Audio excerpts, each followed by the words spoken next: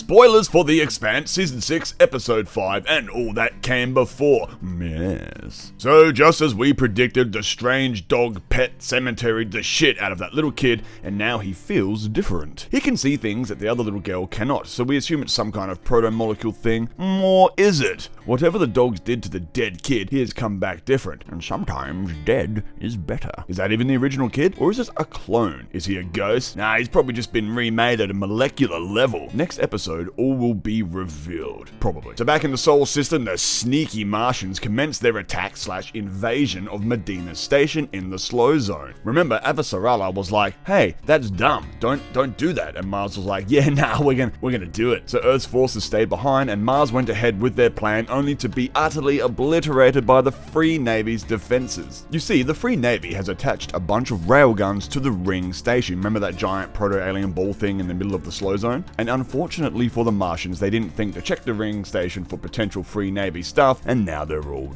dead.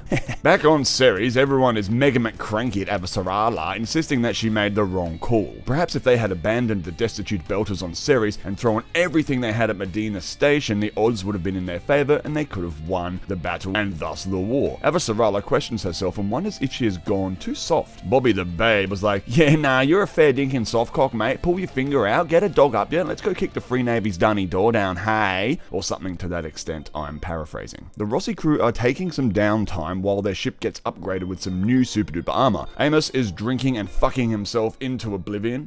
No, it's fucking.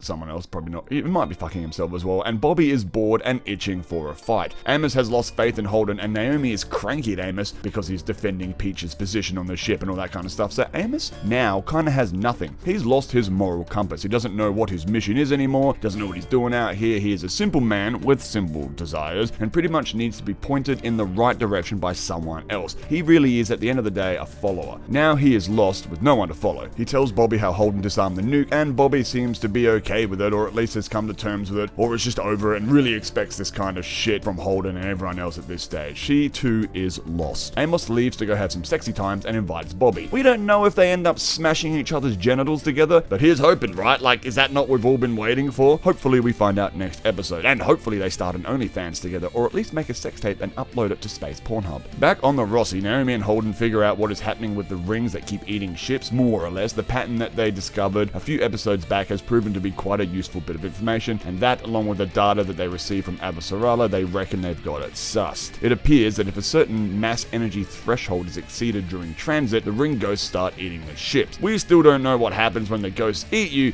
but we imagine it's not great. Holden says to Avasarala they should share this information with Marco, hoping that he will have cause to reconsider his shitty actions and perhaps back off for a bit, you know, the greater threat and etc, etc. Avasarala is like, that's the dumbest fucking thing I have ever fucking heard, you cretin. You're a fuckhead. That's what you are, a fucking shithead! And Holden's like, that wasn't very Christmassy. Avasarala says they should team up with Drummer because she's a bad motherfucker with a ton of ships. Coincidentally, the mighty Drummer rocks up to Ceres with a ton of supplies that she stole from the Free Navy, essentially saving the day by providing food and resources to the desperate people of Ceres, in a way relieving the inners of their responsibilities on Ceres, which means they can now focus their attention on the war instead of restoring Ceres. Inevitably, Avasarala and Drummer team up, which is epic. So now Drummer's rebels and Earth's forces have combined to make what I call the Super Mega Awesome Squad. A huge battle will be coming up next episode, of course. 'Tis the final episode after all. So Marco is all cranky that Drummer did him over, but then the news of the attack on Medina Station comes in, like how the railguns exploded the Mars ships in a matter of seconds, and this gives the Free Navy a boost of confidence. Marco gives everybody a bottle of drink to drink. Philip should be celebrating instead of John snowing about, you know, all brooding and emo-like, but instead visits his new friend who has been detained. See, old mate here has a brother back on Ceres, and since the attack on Ceres is yet to hear from him. There's been no mention of him on the news feeds or anything like that, and he couldn't stand not knowing if his brother was alive or dead, so he sent a quick message to Ceres inquiring. Of course, this could have given away the position of the Pella and the Free Navy, and thus sending messages is forbidden, and thus